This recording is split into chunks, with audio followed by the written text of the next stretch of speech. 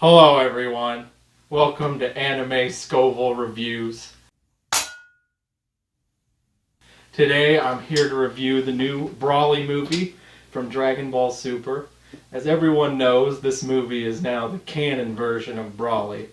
And I gotta say, it was pretty good. It released recently here in the United States. I think it's been out about a month or so over in Japan. But it was a really good and a little different of a Dragon Ball movie. But to start with this, I have a hot sauce here called 100% Pain. So let's see if this inflicts as much pain on me as the characters in Brawly did on each other. So, just gotta open it.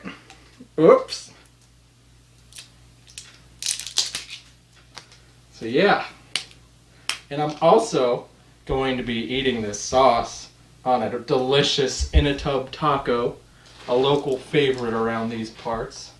So I'll just get a little bit of a drop, a big bit of a drop, and I can already kind of smell how hot this is gonna be.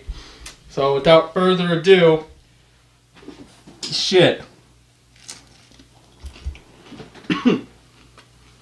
So, to start, the animation in Dragon Ball Brawly is probably one of its crowning points. It is amazing. There is quite a bit of good fight scene animation in between animations. And of course, in between there's a few CG moments. But yeah, they don't really detract from the movie. They are few and far in between, and they do go back to the really amazing stylistic animation they do in the rest of the movie. As far as plot goes, it's not really your typical Dragon Ball. There are power-ups and fights and a lot of punching and lights and explosions, but there is a fairly good plot behind who Brawly is, their relation to Planet Vegeta and King Vegeta. In the beginning of the movie, they remake the prologue that was originally made in an episode of Bardock, and to be honest, I'm not a huge fan of it. It seems like a kind of a clone of the Superman backstory. It always sort of has been, but Bardock's character is toned down a little bit. And in that iconic scene with Frieza, they don't actually show the fight. They just show Bardock shooting a blast towards the death ball that Frieza has shot, and it makes the planet hot. How I'm feeling right now. Fuck. So, the prologue was alright. The rest of the movie is really good.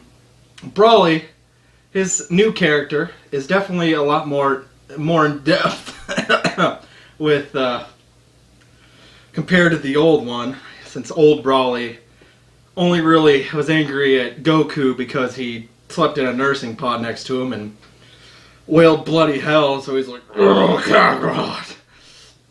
Yeah.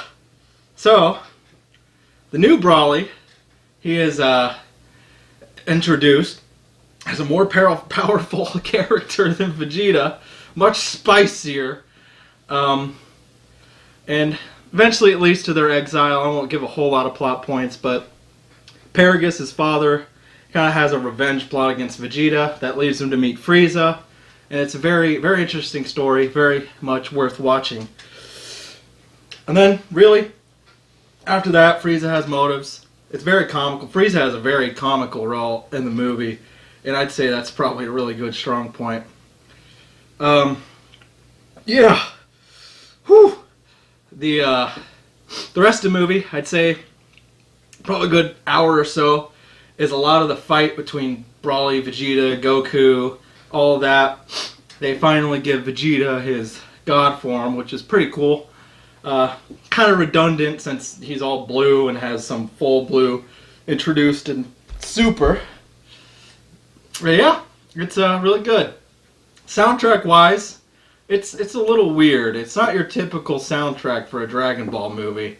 It sounds a lot similar to the works of Akira with random chanting and percussions and weird orchestral bits, but it's alright. Doesn't detract at all from the rest of the movie. And oh man, that the Broly movie will definitely have a lingering heart. Definitely worth a watch. Definitely probably worth a buy. And yeah, I'd probably rate it about the same as this. They brought the pain in the movie, and it was really great. And so did this hot sauce. It lives up to its name a little bit. Still lingers, burns. Yeah. I'd give it a pretty spicy out of spice. Holy shit. Oh.